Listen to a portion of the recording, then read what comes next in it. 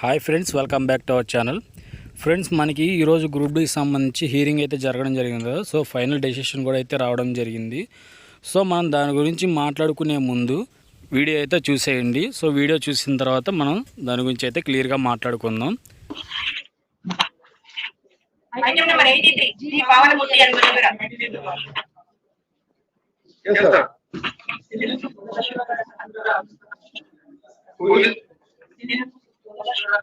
Dispose of which direction. Reserve 15 vacancies in favor of the petition. Rest of the vacancies, rest of the results will be declared.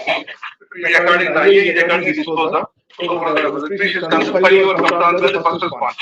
So video అనేది చూశారు కదా. So దానికి సంబంధించిన మనకు ఫైనల్గా వచ్చిన judgement ఏంటంటే, ఇక్కడ మనకి పిటిషన్ వేశారు కదా ఆ 15 మంది.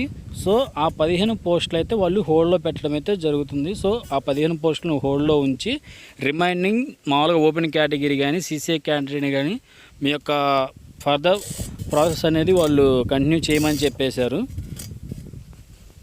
సో దీనివల్ల ఏంటంటే ఇది వచ్చేసి వీళ్ళకి కేసు అనేది ఇంకా కంప్లీట్ అయితే కాలేదు, ఇంకొక హీరింగ్ అయితే ఉండిద్ది.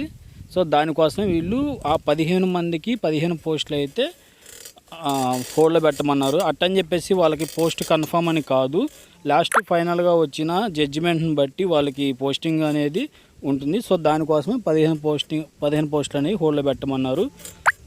ఇక్కడ చెప్పింది వాళ్ళు అదే, రైల్వే గ్రూప్ డి ఫలితాలను ప్రకటించుకోవచ్చు, సెలక్షన్ ప్రక్రియను కొనసాగించవచ్చు, మిగతా పోస్టులకి ఎటువంటి నియామకాలు లేవని చేసి చెప్పడం అయితే జరిగింది. సో ఇది ఫ్రెండ్స్, ఇంకా ఈ కోర్టు జడ్జిమెంట్ అయితే రావడం జరిగింది. ఇంకా నెక్స్ట్ ఇంకొక 5 డేస్లో మనకి రైల్వే వాళ్ళు అయితే రిజల్ట్స్ ఇవ్వడం అయితే జరుగుతుంది.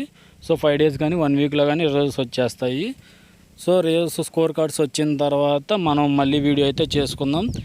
సో మన వీడియో నచ్చినట్లయితే లైక్ చేయండి, షేర్ చేయండి, సబ్స్క్రైబ్ చేసుకోండి. సో మరొక అప్డేట్తో మళ్ళీ కలుద్దాం.